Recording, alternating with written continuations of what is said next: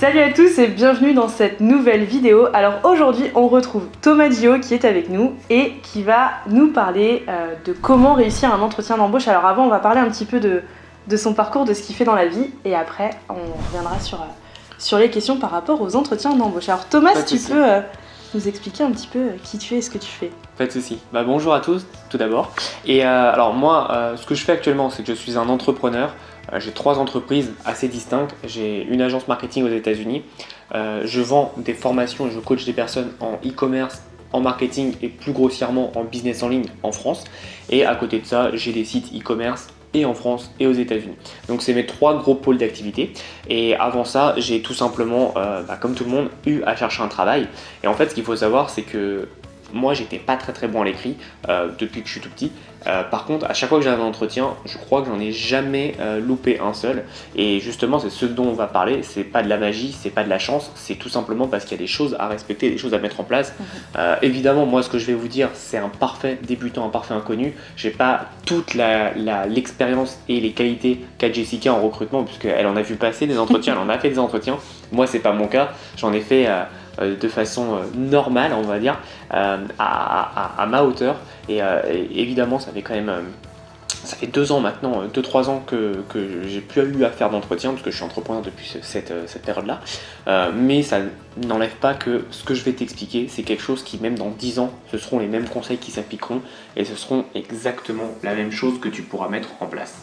Ok, donc Thomas, quels sont du coup ces fameux conseils qui font que du coup tu as réussi tes entretiens à l'époque et ce que tu pourrais donner comme conseil aux personnes qui nous regardent?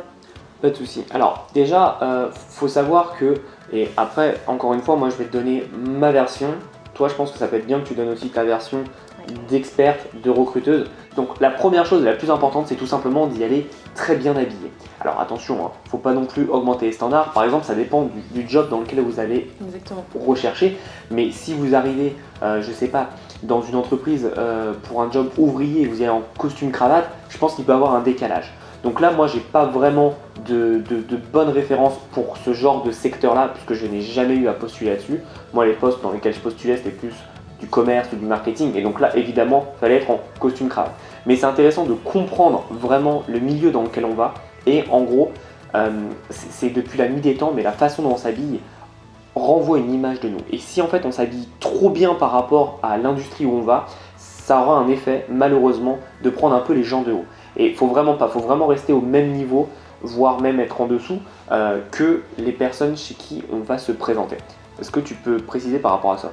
Alors ouais, je suis d'accord avec toi, effectivement, s'habiller en entretien, c'est la grande question qu'on me pose souvent, comment s'habiller en fonction de l'entreprise où on va, du secteur d'activité.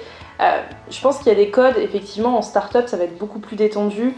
On peut par exemple mettre, je sais pas, je parle d'un homme, une petite chemise avec un petit pantalon. Ouais, un petit pantalon assez sympa.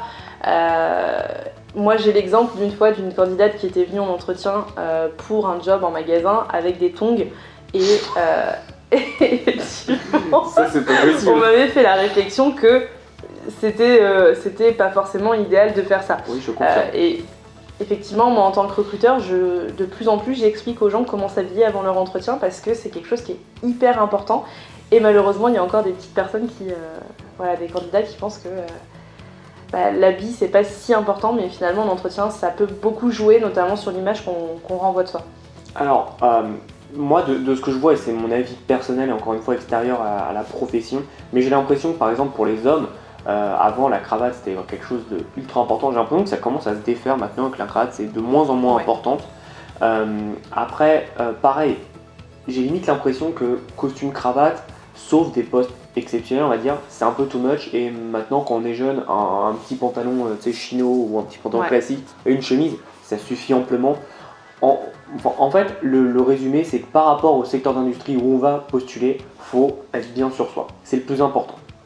Ensuite, évidemment, le deuxième conseil, et je pense que c'est un des plus faciles à mettre en place, c'est de bien parler. Les putains, ça fait chier. Moi j'en dis souvent, donc ça arrive parfois dans mon langage que je le sorte. Au moins, ça montre ma vraie nature. Mais bon, faut pas non plus trop insister là-dessus, on est d'accord. C'est dommage quand même. Mais par exemple, ça peut arriver dans le feu de l'action, on va dire. Mais par contre, voilà, on évite tous les wesh, je m'en bats les couilles et tout. Ça, on va éviter parce que je pense honnêtement que c'est ultra éliminatoire, direct. Et faut comprendre un truc, et ça, moi, je l'ai compris en travaillant dans un Columbus Café. Mon manager de l'époque m'avait dit, tu sais Thomas, moi je ne recrute pas des gens sur leurs compétences, je recrute des gens sur leur éducation et leur façon de penser. Et en fait, quand j'ai compris ça, je me suis dit, mais en fait, il a totalement raison. Parce que c'est plus facile d'apprendre à quelqu'un quelque chose quand il est bien éduqué, qu'il est prêt à apprendre, qu'il respecte la personne, que d'essayer d'apprendre à quelqu'un qui est le meilleur dans son domaine, mais très hautain et qui en fracasse sa tête. Pour la gestion globale de l'entreprise, c'est mieux en fait d'être poli, respectueux, avec moins de compétences. On y arrivera toujours plus que quelqu'un qui sait tout sur tout, qui a tout vu et qui malheureusement n'est pas malléable. Et encore une fois, si c'est pas un poste à haute responsabilité, c'est plus facile quand on est malléable et manageable. Oui.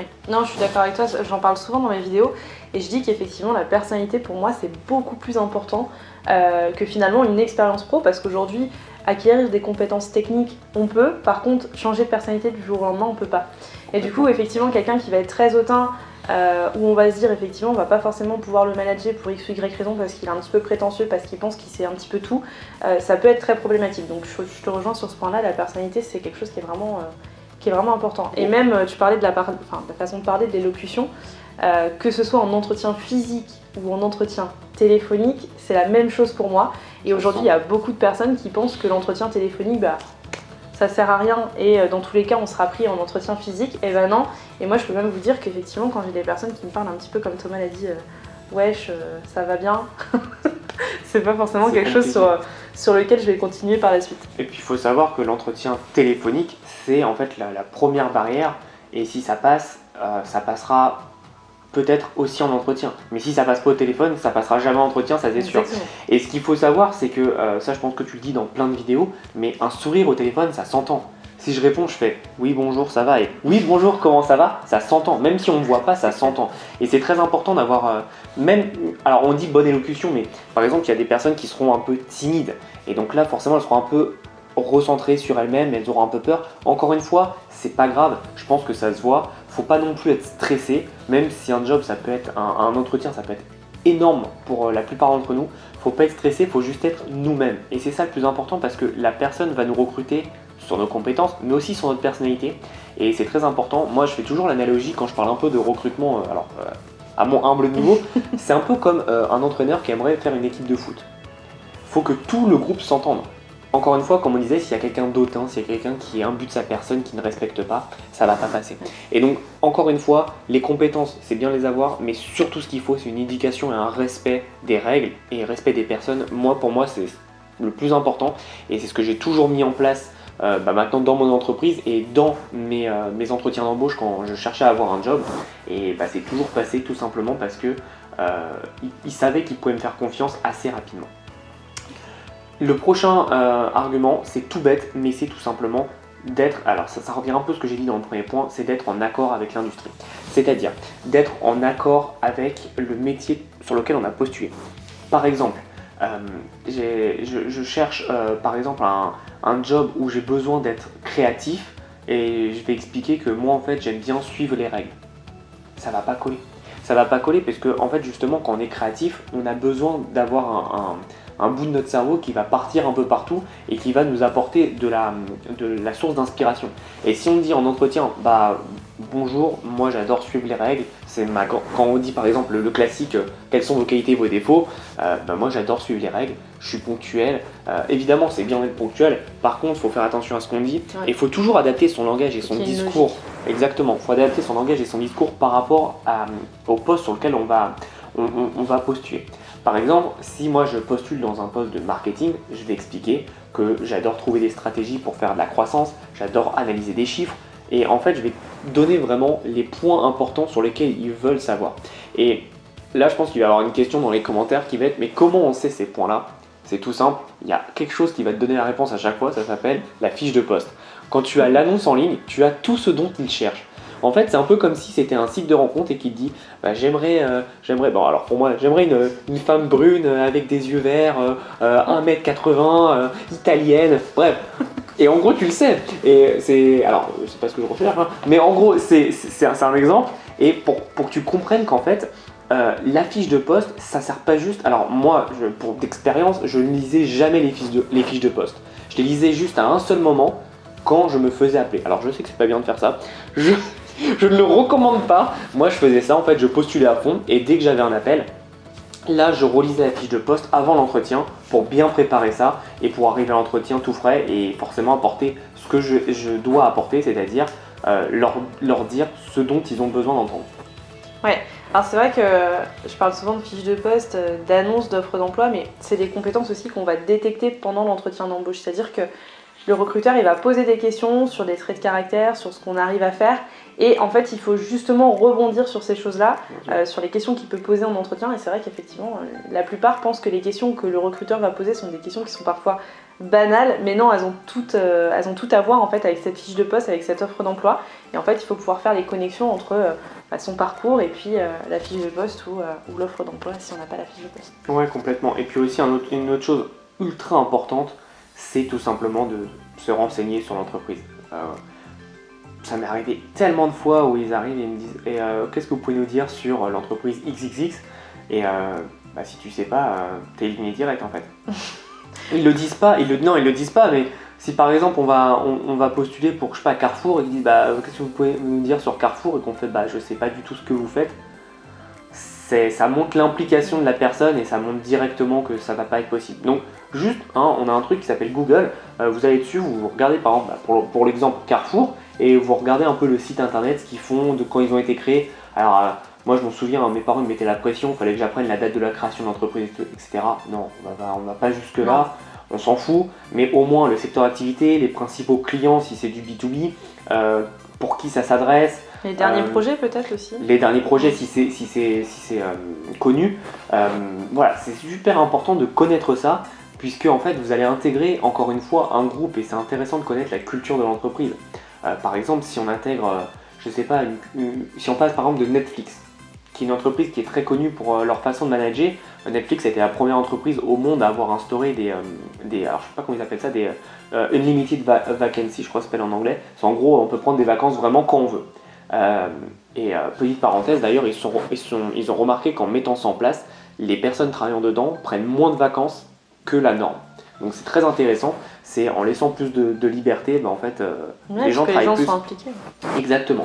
Et par exemple, on passe donc de Netflix où on sait qu'on a les vacances limitées et on arrive par exemple dans une entreprise très dure, très droite, admettons que c'est Carrefour, qu'on dise moi je veux des vacances limitées à l'entretien, ça va pas le faire. Encore une fois, la culture d'entreprise c'est très important et ça se détecte sur les sites maintenant. Je sais qu'Indeed, on peut voir un peu les avis des personnes qui ont travaillé là-dedans. Ouais, il y a plusieurs sites, il y a Indeed, il y a Glassdoor aussi qui fait ça. Glassdoor, exact. Ouais. Le but, alors moi je le répète souvent, il faut prendre aussi avec des pincettes les avis qu'il peut y avoir sur ces sites-là, positifs comme négatifs. Souvent, quelqu'un qui va trouver l'enseigne super positive ou la société super positive, il va pas forcément le noter sur internet, donc on va avoir du mal à trouver ces infos-là. Mais par contre, le côté négatif, on le trouvera. Donc il faut bien sûr qu'il y ait une contrebalance là-dessus. Mais effectivement, ça permet aussi d'avoir... on parlait de prétention salariale dans mes dernières vidéos.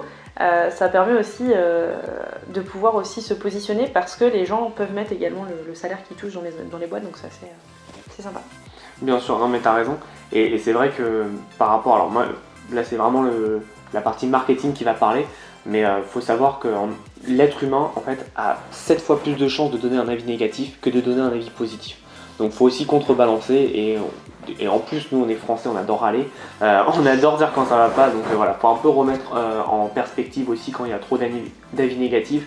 Mais par exemple, prenons toujours l'exemple de Carrefour, je sais pas pourquoi je pris cet exemple, mais c'est quand même un très grand groupe qui est là depuis des années, ça se serait si le management était vraiment nul, donc ça se serait. Donc ça c'est un peu les choses les plus importantes, c'est de connaître la culture d'entreprise. Et encore une fois, je fais le parallèle avec une rencontre avec une personne. Si on lui parle de choses qui ne la correspondent pas, ça va pas matcher. Donc il faut vraiment toujours comprendre et essayer de chercher à comprendre qu'est-ce qu'ils veulent entendre et qu'est-ce qu'ils ont besoin pour ce poste. Encore une fois, regardez la fiche de poste et regardez 2, 3, 4, 5 points importants que vous pourrez redire pendant l'entretien. C'est très important et ça vous permet de vous démarquer, puisque je vous assure que 99% des gens ne le feront pas. Non, c'est clair. C'est ça le problème. Et tu parlais marketing, et alors il y a quelque chose que j'entends beaucoup parler en ce moment dans les entretiens, et je pense que c'est important, c'est le storytelling. Est-ce que tu peux nous expliquer un petit peu ce que c'est que le storytelling et Ouais, comment on pourrait par exemple l'utiliser en entretien d'embauche? Alors en fait, le storytelling c'est très, c'est très ancien, hein, c'est vieux comme le monde. Tu regardes par exemple tous les héros, hein, ils ont un storytelling de malade. Rien que Barack Obama, il a un storytelling de malade. Par exemple, quand il faisait des speeches avant d'être président en 2008, enfin 2007, il t'expliquait que lui, quand il était jeune, il roulait et puis il avait sa femme, donc Michelle Obama, à côté, et en dessous de ses pieds, il y avait un gros trou dans la voiture parce qu'il n'avait pas d'argent pour se permettre d'acheter une nouvelle voiture. Et voilà, donc ça montre le storytelling de la personne qui a bossé toute sa vie avec des handicaps et puis maintenant qui est là où elle est. Voilà, donc c'est du storytelling. Ça existe depuis la nuit des temps, mais il faut savoir que depuis, j'ai remarqué depuis au moins un mois, 2 mois, c'est très très très tendance. Et je sais pas pourquoi, puisqu'en fait le storytelling, littéralement, ça veut dire l'histoire, raconter une histoire. Et en fait, le storytelling, beaucoup, même moi en marketing, me dit ouais, je sais pas faire du storytelling. Raconte ton histoire. Ton storytelling, c'est toi. T'as pas besoin d'être un truc magnifique. Mais par exemple, tu peux expliquer juste ton parcours. C'est du storytelling. T'es pas obligé de l'embellir, etc. Et faut pas non plus, et ça c'est un problème que beaucoup de gens ont, et faut pas non plus tomber dans la mode. Pas parce que les gens le font que toi tu dois le faire aussi. Le storytelling, personnellement, et ça c'est mon avis, je suis pas recruteur, c'est mon avis, je trouve que ça apporte rien. On s'en fout de connaître ton histoire, on s'en fout de savoir que t'as fait du vélo et t'es tombé, et du coup ça t'a donné envie de te battre, et on s'en fout de ça. C'est juste, qu'est-ce que tu peux apporter à l'entreprise, quelle est ta façon de penser, et comment tu peux aider des gens à accomplir les objectifs. Puisque, encore une fois, toi tu cherches peut-être un emploi, mais les entrepreneurs cherchent justement de la main-d'œuvre pour développer des projets et mettre en place des actions. Donc il faut vraiment comprendre que c'est du gagnant-gagnant. Et c'est ça qui est important. Donc moi, le storytelling, honnêtement, je trouve que c'est comme beaucoup de modes, c'est surfait. Ouais. Alors moi je suis plus ou moins d'accord. Je trouve qu'effectivement sur un parcours d'une personne qui va vraiment coller avec le poste, effectivement il n'y a pas forcément de raconter d'histoire, il n'y a pas forcément besoin de faire de storytelling. Par contre sur des profils un peu atypiques, je trouve que ça peut être intéressant. Oui, Par exemple, sûr. tu vois quelqu'un qui a eu un parcours, je sais pas, comme footballeur pro et il n'a pas réussi à percer, et du coup du jour au lendemain il faut qu'il se réinsère dans la vie pro sur des métiers qui sont autres que du sport. Hein. Je trouve que c'est intéressant, ça peut amener, tu vois, par les qualités et tout ça, des choses intéressantes, mais ça, voilà, à prendre avec des pincettes. Hein. Je pense que c'est pas à faire sur tous les profils et tous les postes, mais... Mais en fait, c'est ce que je te disais, pour moi le storytelling c'est vraiment tu racontes ta vie. Par exemple, moi je peux faire du storytelling et bien travailler mon process, mais par exemple, moi voilà, j'ai fait une licence marketing de 3 ans, après pendant un an j'ai arrêté, j'ai fait un CAP cuisine, parce que j'ai toujours eu pour projet dans quelques années d'ouvrir un restaurant aux États-Unis. Et ensuite, comme j'avais la partie cuisine, une année ça me suffisait pour avoir les bases, je suis reparti en commerce international pour connaître justement tout le marché international. Ouais. Tu vois, je pourrais faire du storytelling comme ça, mais au final c'est juste t'expliquer ce que j'ai fait dans ma vie. C'est pour ça que tu vois, je trouve que ce terme c'est un peu la tendance marketing. quoi. Ouais, c'est très marketing, on en mais entend parler, de plus en plus je trouve dans le recrutement. Et, c'est ça. Mais en vrai c'est te présenter. Quelle est ton histoire? On a tous une histoire différente, bien bonne ou mauvaise, hein, mais on a tous une histoire différente. Maintenant, quelle est ton histoire et qu'est-ce que tu vas mettre en place quoi? Ouais, on revient finalement sur ce qu'on disait avant, qu'effectivement la présentation, il faut qu'il y ait des connexions et surtout dans les parcours atypiques. Moi j'ai beaucoup de candidats qui me suivent aujourd'hui qui ont des parcours qui sont hyper atypiques. Et du coup c'est très compliqué pour eux de dire ils ont fait ça, après tu sais ils sont partis sur quelque chose qui sont complètement différents et d'arriver à faire des liens. Et je trouve que avec le storytelling entre guillemets de pouvoir travailler ça peut être intéressant. Maintenant à prendre avec des pincettes, ça doit pas être un concept, je trouve qu'il doit être... Mais en plus t'as tout à fait raison et ça doit être utilisé à bon escient. Par exemple moi cette histoire c'est mon histoire, mais je vais pas le dire tout le temps. Par exemple, quand je cherchais en alternance une entreprise dans le domaine de la restauration rapide, c'était l'histoire parfaite. Il faut que l'histoire elle colle. Et il faut être un peu logique et cohérent. Et en plus, et ça c'est un autre conseil je pense, faut aussi... Alors, je sais que de plus en plus, il y a des changements et comment on dit, c'est quand tu changes de domaine. Des reconversions. Des reconversions, merci. Mais là où tu vas gagner beaucoup de points, c'est aussi en ayant une cohérence dans tes projets. Par exemple, moi, tu vois, j'ai fait donc marketing, après SAP cuisine et après rebusiness. Mais si je vais chercher une entreprise dans le domaine de la restauration, forcément, j'ai de la cohérence. Alors après, évidemment, il y a de la reconversion et c'est pas négatif. Je vais t'expliquer pourquoi, puisque chaque aspect de ta vie t'apporte des expériences et va t'apporter des qualités que d'autres n'auront pas. Par exemple, tu as été, je sais pas, designer graphique et maintenant tu arrives dans le marketing ou dans la vente. Et bah, c'est très bien puisqu'en fait, ça n'a rien à voir, mais en fait, ton cerveau va être habitué à trouver des solutions beaucoup plus originales que l'ordinaire. Et donc, tu vas faire une différence parce que tu vas être spontané et tu vas surtout apporter des nouvelles idées qui, comme on dit aux États-Unis, outside of the box, donc qui ne sont pas dans la norme. Et ça, c'est ultra important. Tous les entrepreneurs normalement constitués adorent ce genre de personnes. Ok, ça marche. Alors, on parlait du coup de storytelling, etc. Est-ce que toi, qui es entrepreneur, j'imagine que tu as déjà recruté quelques personnes, qu'est-ce qui vraiment t'intéresse en tant que chef d'entreprise chez un candidat aujourd'hui? C'est tout simple. Moi, je veux même pas savoir ses compétences. Déjà, je demande jamais le diplôme, mais c'est personnel, c'est parce que voilà, moi je suis jeune et pour moi un diplôme ça veut rien dire, puisque j'ai un master 1. Je connais des gens qui ont un master 2 qui connaissent pas le quart de ce que j'ai sur ma compétence. Parce que encore une fois, moi après mon diplôme, j'ai pas arrêté d'apprendre. Oui. J'ai continué. Donc voilà, un diplôme, si tu as eu ton diplôme master il y a 50 ans, ça veut un peu tout et rien dire. Donc moi je regarde jamais le diplôme déjà. Je demande s'ils sont bilingues, pas bilingues mais qui parlent anglais. Moi c'est ultra important. Ouais, je trouve que C'est mon avis personnel, hein, mais pour moi en 2020, si on parle pas anglais, c'est comme à l'époque quand on savait pas lire. Vraiment. C'est une forme d'illettrisme pour moi. Exactement. Moi, c'est un constat que j'ai fait et de plus en plus, et même dans mon côté chef d'entreprise aujourd'hui. Et c'est pour ça que j'ai refait une formation l'année dernière. Thomas a suivi une super formation Bien sûr, hein. pendant 6 mois d'anglais. Et je trouve que, ouais, effectivement, alors ça dépend des postes, encore une fois, ça dépend des secteurs d'activité. Mais effectivement, un candidat qui parle anglais aujourd'hui aura toujours plus de chances qu'un candidat qui ne le parle pas. Mais oui, plus on parle de langue en fait, pour moi les langues c'est vraiment la compétence la plus facile à, enfin pas la plus facile à avoir mais la plus importante à avoir. Et après si on s'y met un peu c'est la plus facile, il faut juste être régulier. Mais en fait c'est important de comprendre qu'aujourd'hui si on reste qu'en français, ben, on aura des informations qu'en français. Tandis que si le jour on parle anglais, espagnol, etc., ben, les informations on en aura potentiellement plus et donc ça va être plus facile. Et pareil, ça va être plus facile sur le marché du travail pour travailler avec des acteurs qui sont... Bah, l'anglais c'est le mieux parce que tout le monde entier parle anglais, mais il faut savoir qu'aujourd'hui on n'est pas du tout dans notre société une société qui est nationaliste. On est une société qui s'est tournée vers la globalisation. Et donc on est obligé, n'importe quelle petite entreprise peut travailler avec des pays anglophones ou alors limitrophes, mais on est obligé de maîtriser l'anglais pour pouvoir faire du business, quoi. C'est clair. Et peu importe votre secteur d'activité, alors évidemment, boulanger du coin, il n'y a pas forcément besoin, on est d'accord, mais c'est quand même plus intéressant. Sur Paris, ça pourrait être intéressant. Ça peut être intéressant, mais c'est aussi par exemple, ok, aujourd'hui tu es boulanger, mais peut-être que demain tu veux être boulanger par exemple aux États-Unis ou en Australie. Ouais, ouvrir une chaîne. Et je te donne juste un exemple. Boulanger en France, c'est quelque chose de commun. Un bon boulanger en Australie ou aux États-Unis, c'est un, pas le même salaire, et de deux, c'est pas commun, donc les gens vont venir te débaucher.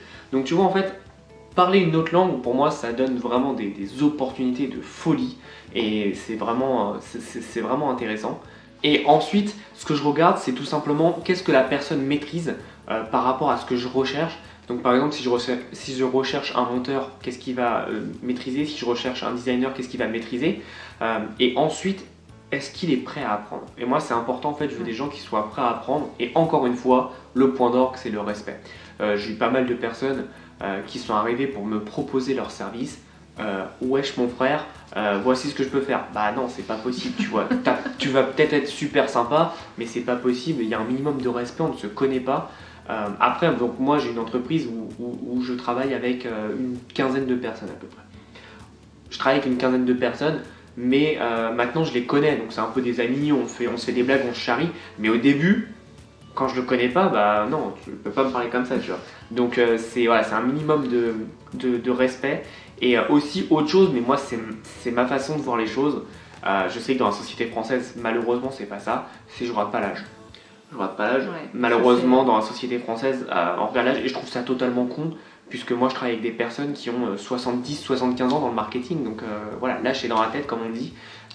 Mais malheureusement, c'est vrai qu'en France c'est compliqué. Faire accepter dans les mœurs c'est un peu plus compliqué. Ouais. C'est vrai qu'on en avait parlé, surtout aux États-Unis. Moi ça m'avait choqué cette différence sur les âges. On peut avoir quelqu'un en restauration rapide qui va travailler, qui aura 60 ans, et en France jamais on verra quelqu'un qui a 60 ans qui travaille en restauration rapide. On a encore ce décalage.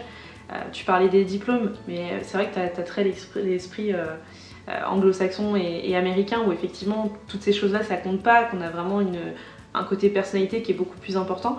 Mais finalement aujourd'hui en France c'est vrai que c'est très compliqué, même si je trouve que ça commence à tendre. C'est grâce aux startups et cette culture américaine. Le côté startup effectivement, et je pense qu'avec tout ce qui s'est passé en ce début d'année, alors là actuellement on est en plein milieu, on est en plein déconfinement. On est légalement en déconfinement, on est dans la première semaine de déconfinement après la crise sanitaire, et je pense que justement tout ce qu'on a vécu avec les grèves, ces 2 mois-là où on a été confinés, le télétravail qui a bougé, je pense que ça va au fur et à mesure un petit peu aussi changer. Je pense qu'il y a des grandes entreprises qui vont réfléchir et qui vont se dire ok, peut-être qu'on pourrait faire comme des startups parce que finalement on peut travailler à distance, etc. Et je pense que ça va bouger. Mais c'est vrai qu'en France on a beaucoup de mal à bouger ces étapes-là. Et oui, je suis totalement d'accord avec toi. Et en fait, donc pour revenir sur l'exemple des personnes en restauration rapide là-bas qui travaillent jusqu'à 60 ans, même moi j'ai vu des personnes en fait, ils ont un job que nous on n'a pas en France. C'est quand on va dans un magasin, donc un Carrefour ou un supermarché classique, à la fin il y a une personne qui met en fait tes produits dans des sachets plastiques. Et en fait ces personnes ont souvent 70-75 ans. Et nous, de notre point de vue français, j'ai souvent entendu oh mais les pauvres ils sont obligés de travailler. Non, la plupart malheureusement ne sont pas obligés de travailler. Ils travaillent puisque ça leur fait d'argent, et surtout parce qu'ils aiment ça. Et en France, même si t'aimes ça, c'est pas possible. À 65 ans, t'es foutu. Et je trouve ça un peu dommage. Et même avant. Oui, aujourd'hui, honnêtement, t'as 50 ans, t'es malheureusement 50-55 ans. Et ce qui est drôle, c'est que la durée de vie augmente. Donc, c'est assez ahurissant la situation en France. Et donc il y a ça qui est très important. Et la deuxième chose dont on a parlé, c'est cette culture anglo-saxonne des diplômes. Un diplôme, c'est un bout de papier, et la plupart, malheureusement, pour avoir fait des écoles de commerce, tu payes ton diplôme.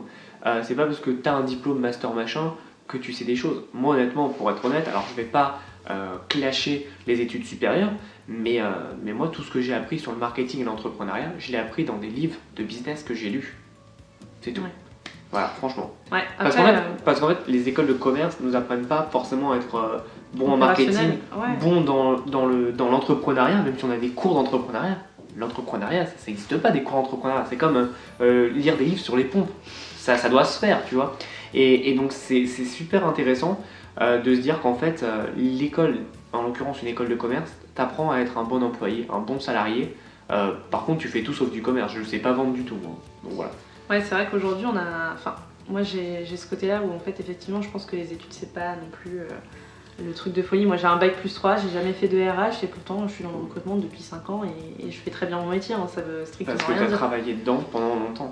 Et moi, je pense vraiment qu'il se passe un truc, c'est ce qui se passe aux États-Unis. Et comme d'hab, on a toujours sur plein de sujets retard aux États-Unis. C'est-à-dire que les prix des années universitaires augmentent, mais le besoin d'y aller diminue.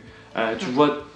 Toutes les grandes personnes, des Jeff Bezos, des Zuckerberg, ne sont pas allés en université, ils ont fait une année, 6 mois. Zuckerberg, il a fait 6 mois à Harvard, ok, il a fait Harvard, mais 6 mois, et après, il a monté Facebook, quoi.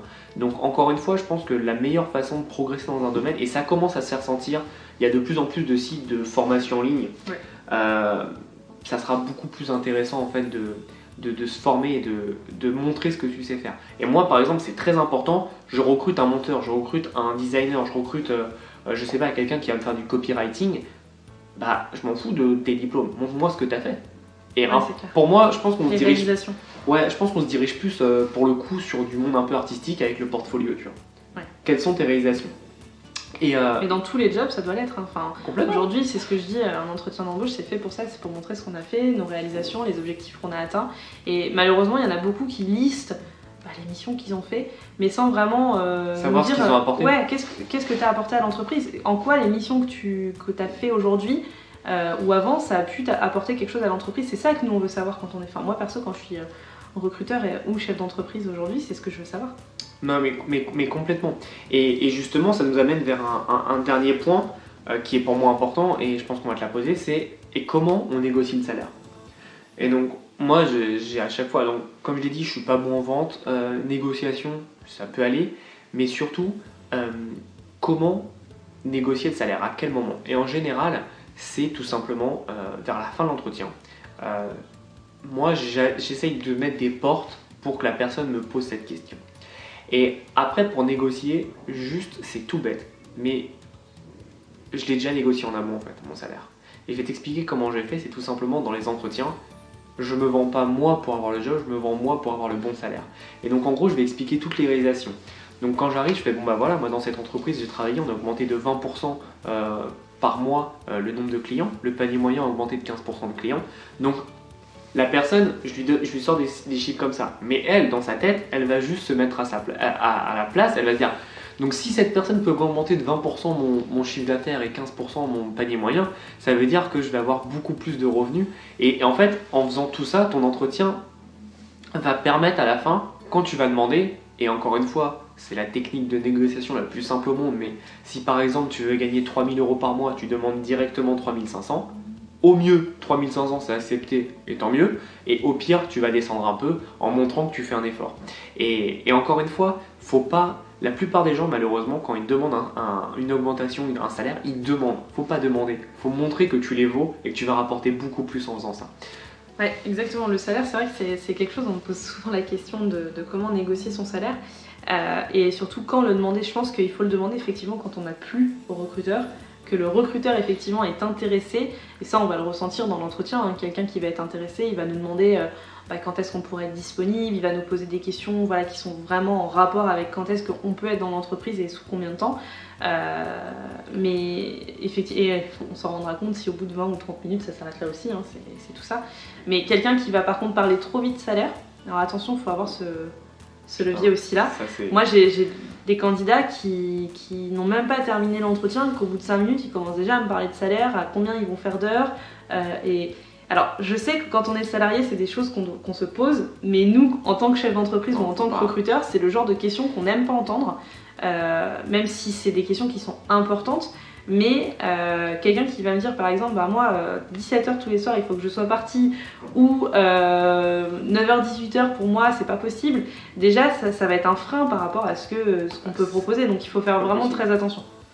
T'as tout à fait raison, c'est pas possible, même si dans les faits, ça sera le cas. Tu vois, par exemple, la loi en France de base c'est 35 heures, donc dans les faits ça sera le cas. Après, il faut comprendre que, qu'est-ce que tu veux, moi la dernière entreprise dans laquelle j'ai travaillé, je faisais mes horaires, je faisais du 9h30, 18h à peu près, donc je faisais mes propres horaires, mais j'étais quand même toujours le premier à arriver, le dernier à partir. Donc encore une fois, je sais que si je partais un peu plus tôt, ça n'avait pas de problème. Et encore une fois, tout ça, ce système d'heures, etc., tu le sais et tu le sens dans l'entreprise dans laquelle tu vas postuler. Dans des grands groupes, c'est pas possible de gérer ça. Par contre, dans des petites entreprises un peu jeunes, oui, c'est beaucoup plus cool et c'est beaucoup plus sympa. Donc encore une fois, tu peux pas avoir le beurre et l'argent du beurre. Ça dépend ce que tu veux. Est-ce que tu veux avoir une entreprise sur ton CV pour faire bien, ou alors est-ce que tu veux avoir un cadre de vie et une qualité de vie qui est bien? Moi, par exemple, pour ma dernière entreprise, je savais que j'allais lancer mon entreprise et donc j'avais besoin de temps. Donc j'avais le choix entre une entreprise un peu plus grosse qui me payait plus et une entreprise, donc celle que j'ai prise, une petite start-up qui me payait beaucoup moins, mais par contre je savais qu'ils allaient me laisser plus de temps. Et forcément, après 8 mois, j'ai lancé mon entreprise et j'étais tranquille.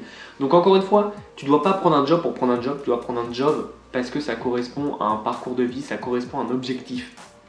Ce job, ça doit pas être là pour te donner de l'argent. Oui, évidemment, mais ça doit surtout être là pour t'amener à un point plus avancé dans ta vie. Et c'est ça le plus important. Et donc comme tu dis, moi tu m'as déjà raconté plein d'histoires où au téléphone, au premier coup de téléphone, c'est combien d'heures je dois faire et combien je gagnerai. Tu ne peux pas, ça ne se fait jamais au premier coup de téléphone. Ça se fait à l'entretien, à la limite, mais c'est pas possible. Surtout qu'un recruteur va poser la question de quel salaire attend à peu près le candidat. Donc t'es obligé pour faire le contrat. Donc si entre guillemets on a quelqu'un qui va être à l'opposé de ce qu'on peut proposer, on va même pas le recevoir, enfin on va lui expliquer de toute façon. Après, on peut poser ce genre de questions. Moi je sais que j'ai des personnes avec qui ça fitait très bien, ça matchait très bien l'entretien et qui m'ont dit effectivement le lundi il faut que je parte à 17h au lieu de 18h, mais ils ont attendu le bon moment, c'est-à-dire qu'ils me l'ont dit à la fin de l'entretien quand la personne m'avait vraiment plu et que je savais que dans cette boîte-là, bah, c'était faisable en fait. Oui, on était dans une boîte où effectivement on pouvait faire cet effort-là. Mais dans des boîtes où effectivement ça va être très strict, très carré, très encadré, c'est plus compliqué, effectivement ça peut être source de finalement on n'avance pas plus loin. Totalement, et puis comme on l'a dit pendant cette vidéo, un entretien d'embauche c'est un échange entre deux personnes, donc c'est de la psychologie. Et par exemple, au lieu de dire combien d'heures je vais travailler, faut plutôt changer les mots, changer la forme, et je vais te donner une astuce, tu vois, c'est la même chose, la même phrase que tu vas dire, mais différemment. C'est comment l'entreprise est organisée, comment vous travaillez en général. Et donc la personne va te parler des équipes, mais surtout des horaires. Indirectement, elle le fera, puisqu'elle serait obligée. Quand on dit à quelqu'un, parle-moi de ton travail, il va parler par exemple, j'arrive, voilà. Oh, d'une journée type. Voilà, par exemple, comment vous organisez, quelle est votre journée type. Et elle va forcément dire, j'arrive à 9h ou à 8h, et ça va te donner des indices. Et encore une fois, tu auras tout gagné, puisque tu seras passé pour quelqu'un qui s'intéresse à la vie de l'entreprise, et surtout, tu auras eu tes informations. Donc encore une fois, il faut un peu hacker les entretiens d'embauche en faisant des petites astuces comme ça. Et pareil, si tu veux parler de salaire, tu peux tout simplement dire, écoutez, si on en vient à parler de salaire, par exemple, combien voulez-vous? Cette personne vous dit combien voulez-vous? Vous pouvez lui dire, écoutez, sur le marché du travail, moi j'ai ça, j'ai fait tant d'années d'expérience, à salaire égal, c'est ce qui est marqué en ligne, c'est combien je vaux. Moi, par rapport à ce que je peux vous apporter, donc ça met déjà une base. Tu fais par rapport à ce que je peux vous apporter, et là tu donnes, comme je t'ai expliqué, un peu plus cher. Et donc du coup, entre les deux, tu vas trouver ton bon salaire. Et c'est tout simple, encore une fois, t'as rien demandé, t'as pas quémandé, t'as pas forcé, tu le fais naturellement. Et je sais que c'est pas donné à tout le monde de faire ça, ça demande une certaine aisance, mais ça va venir au fur et à mesure. Et l'idéal, ça c'est une astuce, malheureusement je sais que peu de monde le feront, non, peu de monde le fera. Ouais. Peu de monde le fera, c'est tout simplement de postuler pour des jobs qu'on veut même pas, juste pour faire des entretiens d'embauche. Ça permet de s'entraîner. Exactement, ouais, c'est vrai que moi la problématique c'est qu'il y a beaucoup de personnes qui vont postuler sinon, alors soit en masse, et du coup ils vont avoir des entretiens à tire-larigot mais qui serviront à rien, soit ils vont postuler à que très peu d'offres, mais finalement du coup comme ils sont pas assez ouverts, ils risquent peut-être de passer un entretien et se rater là parce qu'ils se sont pas entraînés en vain, et mine de rien l'entretien d'embauche ça doit être pratiqué un minimum.